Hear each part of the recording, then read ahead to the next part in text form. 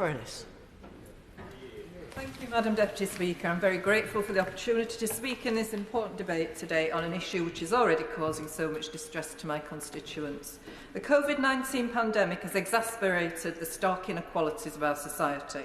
The poorest families were most likely to feel the greatest impact, whether it was seeing their income shrink whilst on furlough or struggling with increased data bills to ensure their children can continue learning.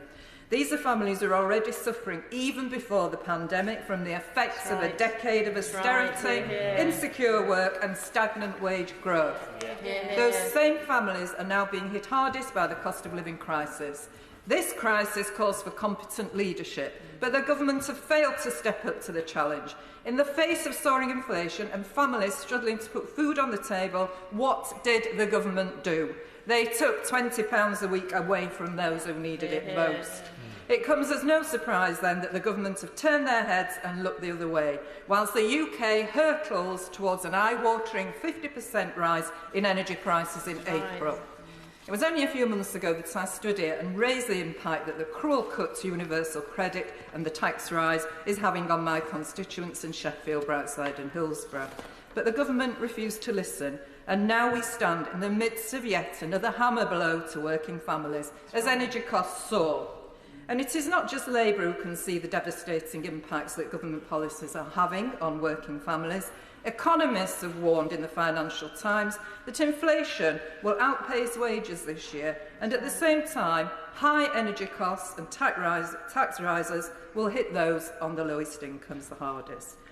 COVID has, of course, affected all nations, but decisions by this government have meant that we are on track to see living standards lag behind our European neighbours.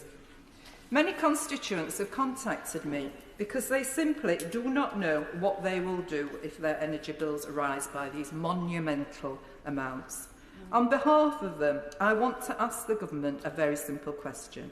How are families who are on the breadline, already making choices between heating and eating, supposed to find an extra £600 a year to pay their bills?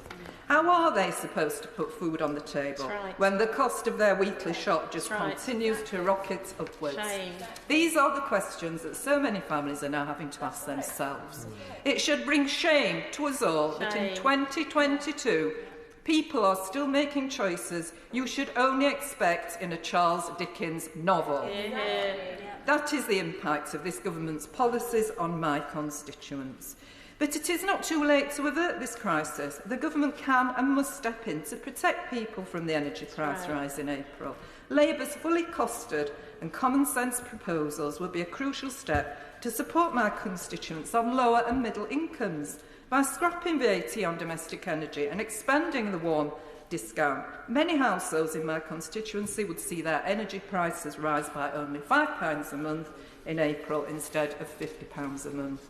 Mr. Speaker, Madam Deputy Speaker, I apologise. The government talks a lot about levelling up, but this is just an empty phrase without the policies to back it up. My constituents need ministers to step up to the plate, stop burying their heads in the sand in the midst of the cost of living crisis. I urge the government and the members over there to act now, before even more families are plunged into never-ending poverty. Faye Jones.